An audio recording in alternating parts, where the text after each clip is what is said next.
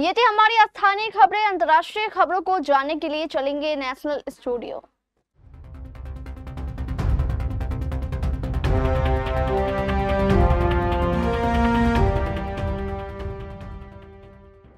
आइए जानते हैं आज के प्रमुख अंतर्राष्ट्रीय खबरों को। पहले एक नजर हेडलाइंस पर। एसआईआर के मुद्दे पर विपक्ष को मिला अब इस पार्टी का साथ। प्रज्वल रेवन्ना की नई पहचान, कैदी नंबर 15,528। उम्र कैद मिलने के बाद कैसी गुजरी पहली रात।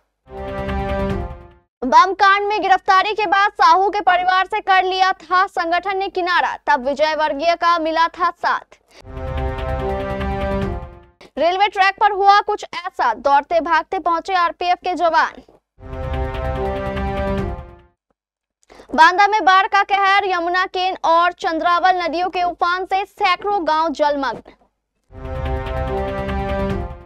पाकिस्तान ने ईरान के परमाणु कार्यक्रम का किया समर्थन, दोनों देशों के बीच कई समझौतों पर हस्ताक्षर।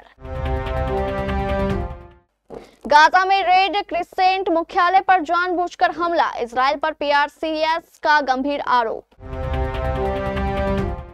गोल्ड खरीदने का सोच रहे हैं, जान लीजिए एक हफ्ते में सोना हुआ सस्ता या महंगा। मैं नहीं बचा था बर्बाद होने के लिए, अमिताभ ने रिजेक्ट किया किशोर कुमार का ऑफर, राजेश खन्ना ने फ्री में की थी फिल्म। और भारत जीता हुआ मैच हारने की राह पर। बहुजन समाज पार्टी ने एसआईआर के मुद्दे पर चुनाव आयोग पर गंभीर आरोप लगाए हैं। बसपा के केंद्रीय प्रभारी अनिल कुमार ने कहा कि बिहार में मतदाता सूची से 65 लाख वोटरों के नाम काट देना लोकतंत्र और संविधान के साथ सीधा मजाक है। चुनाव आयोग अब एक स्वतंत्र संवैधानिक संस्था नहीं रह गई है, बल्कि उसकी कार्यशैली पर अब किसी राजनीतिक दल के कार्यालय जैसी हो गई है। वे रविवार को पार्टी कार्यालय में प्रेस प्रतिनिधियों से बात कर रहे थे। अनिल कुमार ने कहा कि कुछ ही दिन पहले जिस वोटर लिस्ट के आधार पर लोकसभा उसी सूची से आज 65 लाख नाम हटा देना कितना उचित है। आयोग को इस पर विचार करना चाहिए। उन्होंने कहा कि आयोग के इस निर्णय से बिहार के 40 सांसदों की वैधता पर सवाल उठ रहे हैं। अनिल कुमार ने कहा कि एसआईआर की गहन समीक्षा की जरूरत है।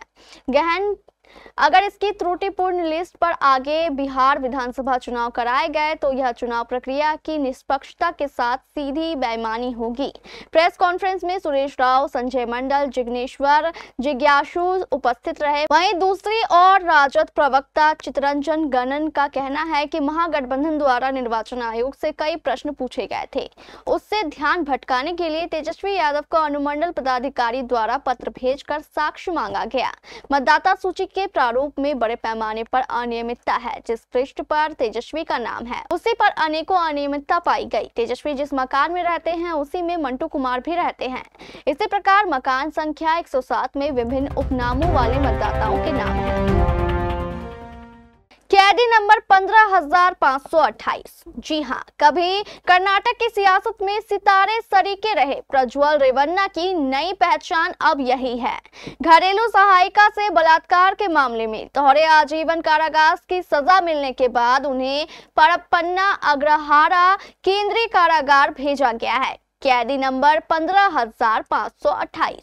शनिवार की रात से उनकी नई जिंदगी सलाखों के पीछे शुरू हो चुकी है। अदालत ने उन्हें उम्र कैद की सजा के साथ 11,50,000 रुपए का जुर्माने का आदेश भी दिया है। इसमें से 11,25,000 रुपए पीड़ितों को दिए जाएंगे। इस मामले की जांच कर्नाटक पुलिस की एसआईटी ने की थी। प्रज्वल रेवन्ना के खिलाफ भारतीय दंड संहिता की कई गंभीर धाराओं में केस दर्ज है। इसमें आईपीसी की धारा 376(2) के यानी अधिकार की स्थिति में बलात्कार, 376(2)N यानी बार बार बलात्कार, 354(A) यानी यौन उत्पीड़न, 354(B) महिला के कपड़े उतारने के इरादे से हमला, 354(C), 506, 201 और आईटी एक्ट की धारा 66(E) शामिल है। अदालत ने उन्हें धारा 376(2) और 376(2)(n) में दोहरे आजीवन कारावास की सजा सुनाई। इसके अलावा अन्य धाराओं में अलग अलग कारावास और कुल 11,50,000 रुपए जुर्माना भी लगाया। इसके साथ ही आईपीसी की धारा 354(a) के तहत 3 साल का कठोर कारावास और 25,000 रुपए का जुर्माना, धारा 354(b) के तहत 7 साल का कठोर कारावास और 50,000 रुपए का जुर्माना और धारा 354(c) के तहत 3 साल का कारावास और 25,000 रुपए का जुर्माना लगाया गया।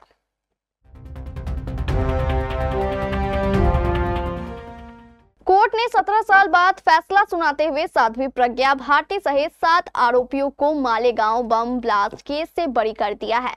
इसके बाद विजय वर्गीय फिर श्याम साहू से व उनके परिवार से मिली और पुराने दिनों को याद किया।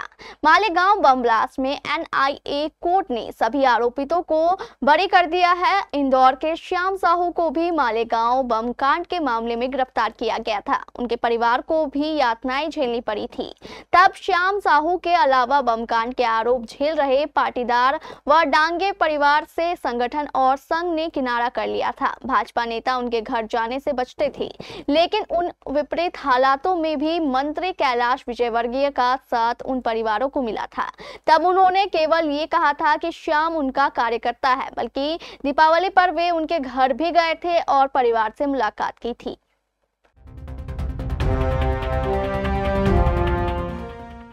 ओडिशा के सुंदरगढ़ जिले में रेलवे ट्रैक को नुकसान पहुंचाने की एक संदिग्ध कोशिश सामने आई है। शुक्रवार देर रात रागड़ा करमपड़ा खंड के पास एक संदिग्ध विस्फोट की सूचना मिली, जिससे रेलवे ट्रैक के स्लीपर्स को क्षति पहुंची है।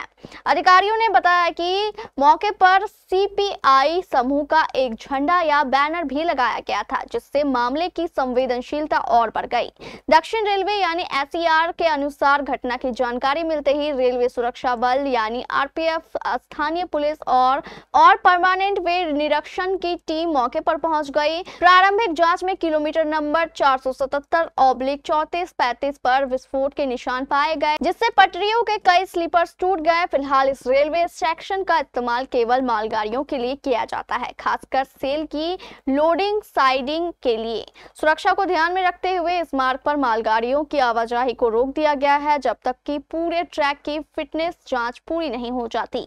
घटना की सूचना रेलवे पुलिस अधीक्षक और पुलिस अधीक्षक राहुल केला को दी गई है। आरपीएफ राहुल केला के सहायक सुरक्षा आयुक्त भी जमीनी स्तर पर निगरानी और मरम्मत कार्यों की देखभाल किए हुए हैं। घटना स्थल पर सभी अधिकारियों की मौजूदगी है। अधिकारियों ने बताया कि इस खंड पर कोई भी यात्री ट्रेन नहीं चला रही है और केवल सेल लोडिंग साइडिंग को जाने वाली मालगाड़ियां ही चल रही है। इस सेक्शन के पूरी तरह तैयार होने तक सुविधा सावधानियों के साथ ट्रेनों की आवाजाही रोक दी गई है। यूपी के बांदा जिले में भारी बारिश और मध्य प्रदेश से छोड़े गए पानी के कारण यमुना, केन और चंद्रावल नदियां उफान पर है, जिससे बाढ़ की स्थिति गंभीर हो गई है।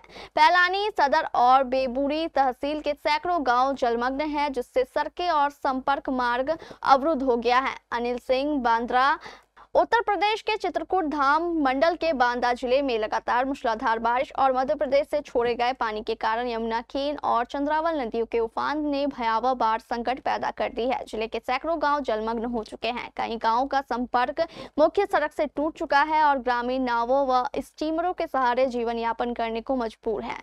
बाढ़ ने न केवल सड़कों और संपर्क मार्गों को बंद कर दिया है, बल्कि बिजली और सेवाएं भी बंद है।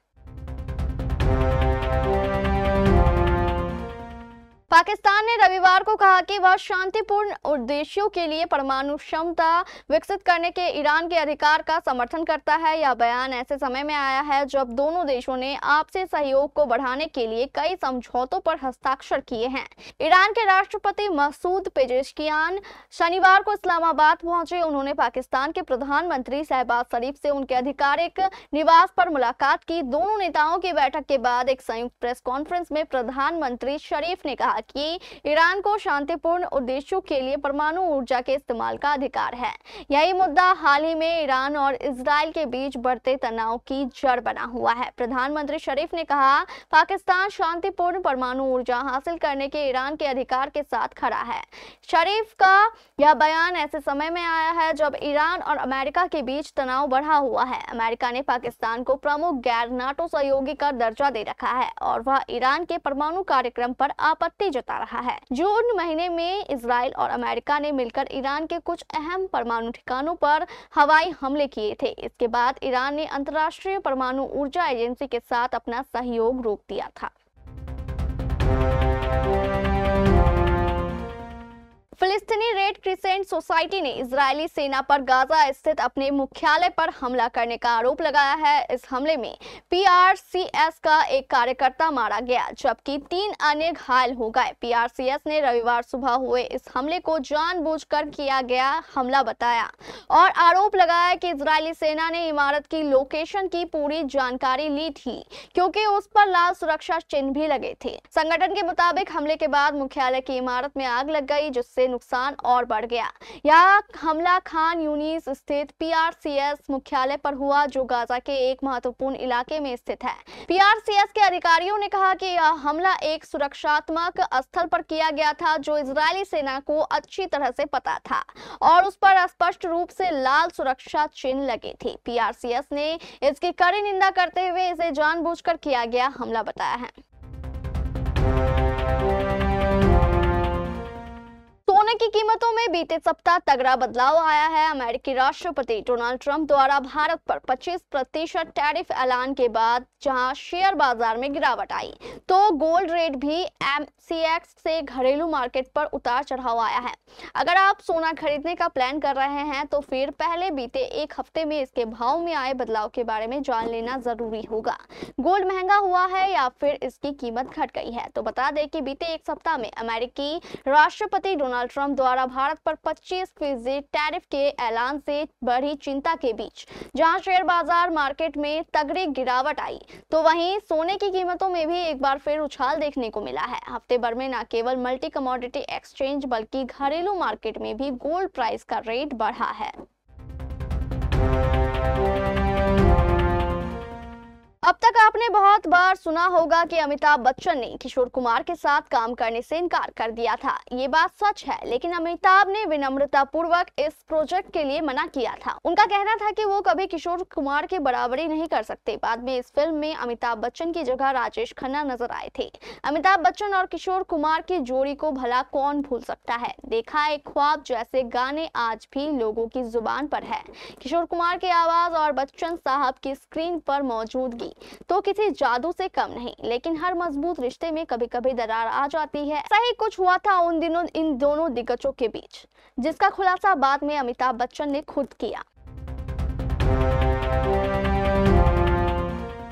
ओवल में हो रहे एंडरसन तेंदुलकर ट्रॉफी सीरीज के 5वें टेस्ट के चौथे दिन लंच के बाद हैरी ब्रूक ने 39 गेंदों में अपना अर्धशतक पूरा किया है। इंग्लैंड का स्कोर 200 के करीब है और उसे जीत के लिए कम से कम 190 रन चाहिए। भारत को जीत के लिए 6 विकेट चाहिए। ब्रूक और रूट के बीच साझेदारी 85 रनों से अधिक की हो गई है। इससे पहले लंच तक इंग्लैंड ने 3 विकेट के नुकसान पर 164 रन बनाए थे।